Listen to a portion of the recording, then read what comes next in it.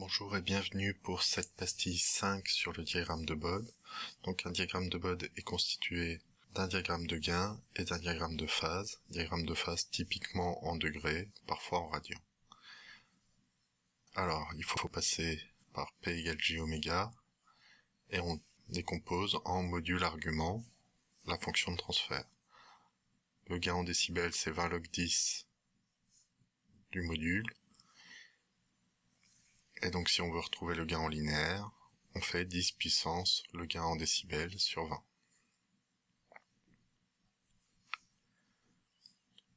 Donc 3 briques de base, le gain pur qu'on peut décomposer en une valeur absolue et une phase de 0 degré quand on est avec un gain positif et de moins 180 degrés si on est avec un gain négatif.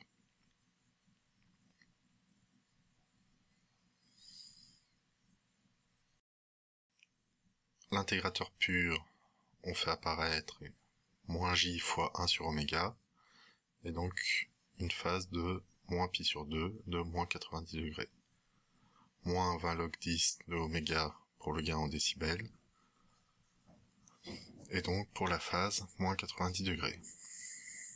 Le log 10 de oméga, quand on a une évolution d'une décade, c'est-à-dire une multiplication par 10, le log en base 10 s'incrémente de 1, ce qui nous fait une pente de moins 20 décibels par décade pour l'intégrateur pur.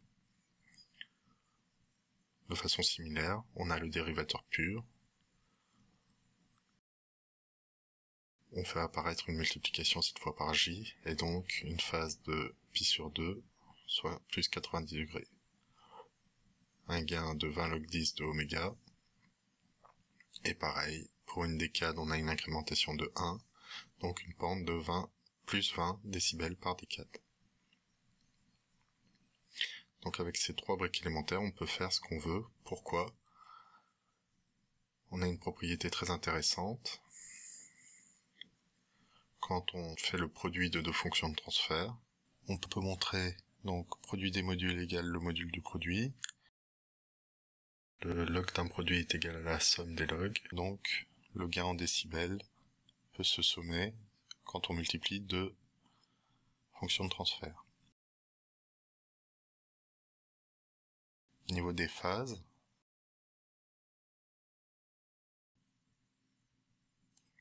si on regarde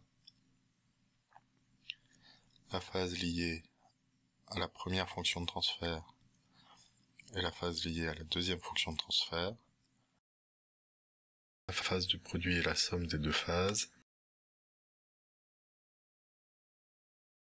d'où cette règle. Pour dessiner un diagramme de Bode du produit de fonctions de transfert, on peut additionner les diagrammes de Bode individuels. Prenons un exemple. Alors déjà, ce qu'il faut faire avant tout, c'est mettre sous forme canonique, c'est-à-dire faire apparaître des 1 sur les termes de plus bas degré, et mettre les p en facteur si besoin.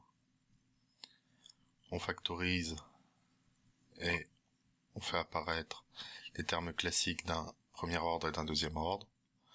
Donc ici, on peut faire apparaître xi. Xi est supérieur à 1. Donc on a affaire à un deuxième ordre non irréductible qu'on peut factoriser sous la forme de deux premiers ordres. Donc toujours vérifier le xi des deuxièmes ordres.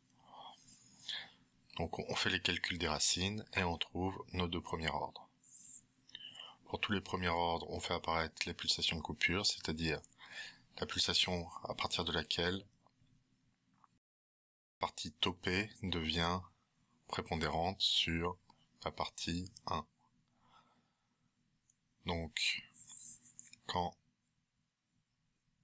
oméga est égal à 1 sur tau i, c'est le cas. Donc on fait apparaître ces trois pulsations qu'on peut mettre sur notre diagramme de Bode, qui nous délimite donc 4 zones. Une zone de basse fréquence, 2 zones de moyenne fréquence, et une zone de haute fréquence.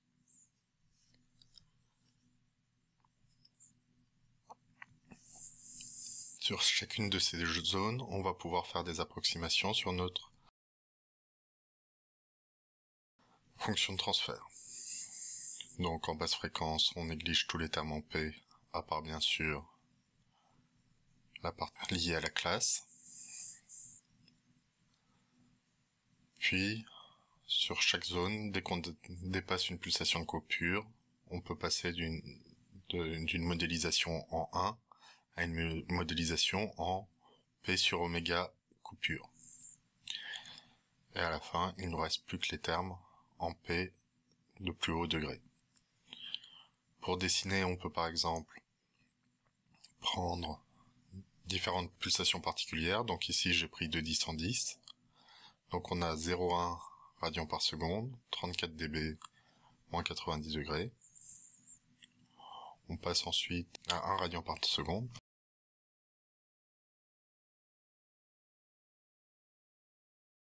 Donc on obtient 8 dB, moins 180 degrés. Donc puis 10 radians par seconde. Donc là on est sur la troisième zone. On fait apparaître un gain de moins 24 dB.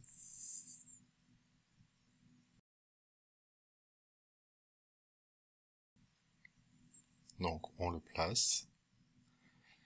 Et une phase de moins 90 degrés. À 100 radians par seconde, on fait apparaître un gain de moins 44 dB, avec toujours une phase de moins 90 degrés.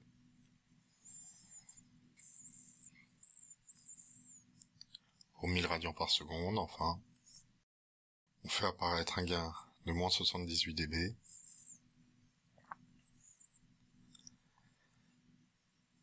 et une phase de moins 180 degrés. Donc on prépare notre règle puisqu'on sait qu'on va faire apparaître des pentes, moins 90 degrés, moins 20 décibels par décade, puisqu'on a un intégrateur pur. Donc, on prépare la pente qui nous va bien.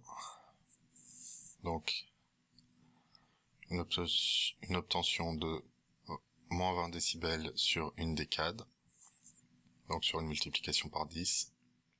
Et on peut tracer sur la zone qui correspond. Pareil pour moins 90 degrés. Sur la deuxième zone, on a moins 180 degrés et moins 40 décibels par décade. Donc ça change, on double notre pente. Donc on recale notre règle, puisqu'ici nous avons un double intégrateur pur. Donc un intégrateur pur multiplié par un intégrateur pur, on additionne ce qui se passe, donc moins 90, moins 90, moins 180, moins 20 décibels, moins 20 décibels, moins 40 décibels par décade. On retombe sur un intégrateur pur simple, moins 20 décibels par décade, et on voit bien qu'on passe par les deux points qu'on avait prévus. Et enfin, moins 180 degrés, moins 40 décibels par décade.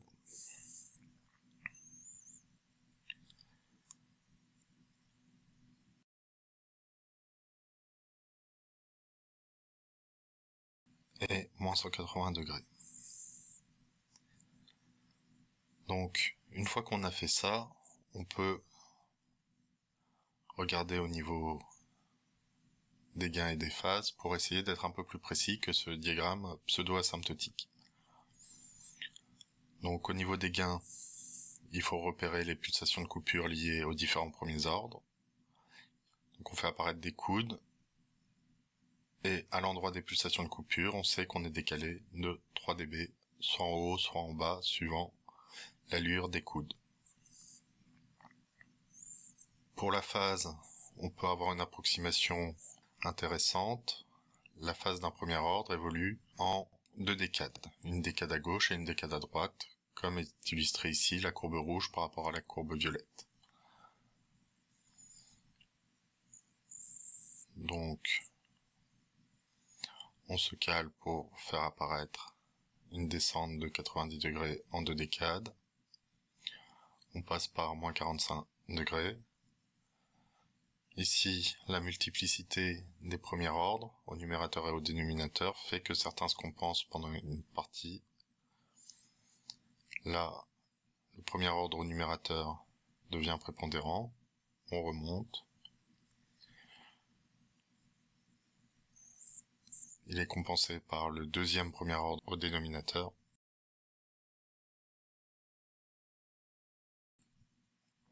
Devient prépondérant pour les hautes fréquences.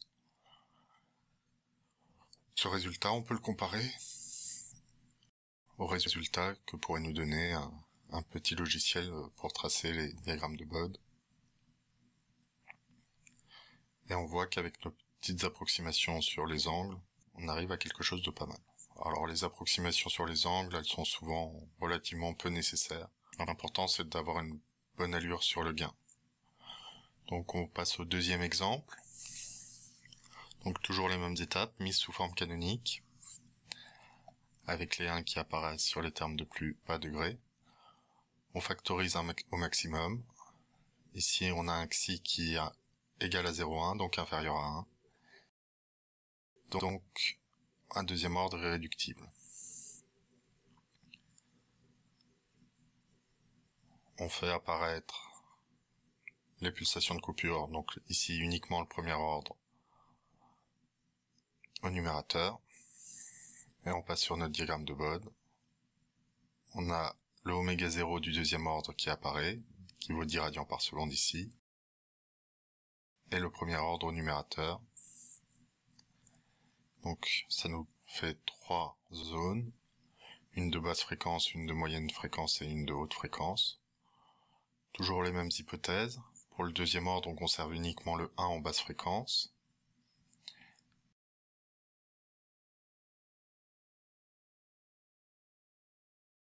Et uniquement le terme en P carré en haute fréquence. Donc toujours la même technique.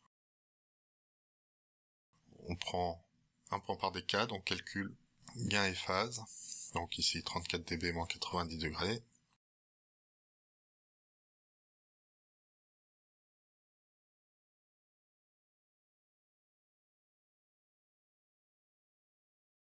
On passe à 1 radian par seconde, on trouve 14 dB moins 90 degrés aussi. Pour 10, on peut prendre l'approximation à gauche ou à droite, ça n'a pas d'importance. Ici, c'est celle à gauche qui a été prise, on trouve 2 dB. Puis à 100 radians par seconde,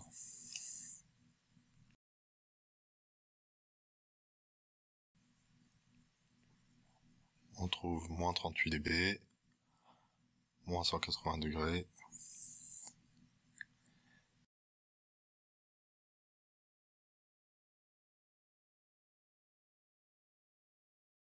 Et finalement, à 1000 radians par seconde, moins 180 degrés, moins 78 dB. Donc ici, tous les calculs ont été réalisés sans calculatrice, pour vous montrer que c'est possible.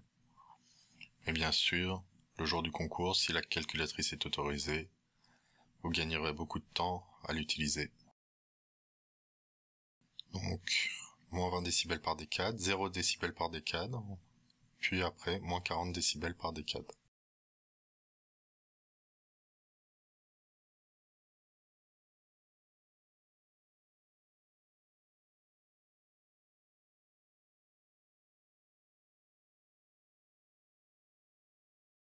Au niveau de la phase, on a du moins 90 degrés, du 0 degré, et enfin du moins 180 degrés.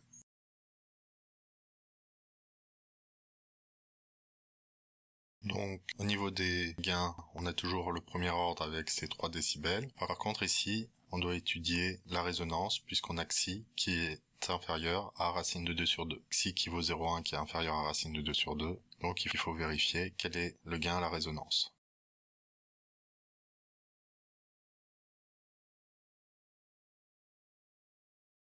Si on a une surtension de 14 dB qui nous fait aller jusqu'à 16 décibels pendant la résonance. Au niveau de la phase, on peut toujours réutiliser notre approximation sur le premier ordre qui évolue en 2 décades. Et pour un deuxième ordre, on a une approximation qui peut nous être utile. Donc quand xi est inférieur à 1, l'évolution de la phase se fait en 2 xi décades, donc de façon proportionnelle à xi. Donc ici avec xi égale 0,1, l'évolution de la phase va être très rapide.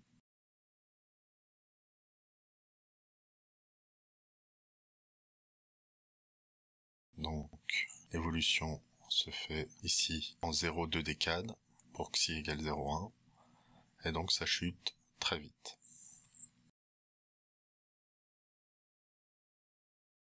Ayant obtenu ça, on peut faire comme tout à l'heure et vérifier ce que ça donne avec un logiciel pour tracer les diagrammes de Bode automatiques. Effectivement, on a bien réussi. Donc,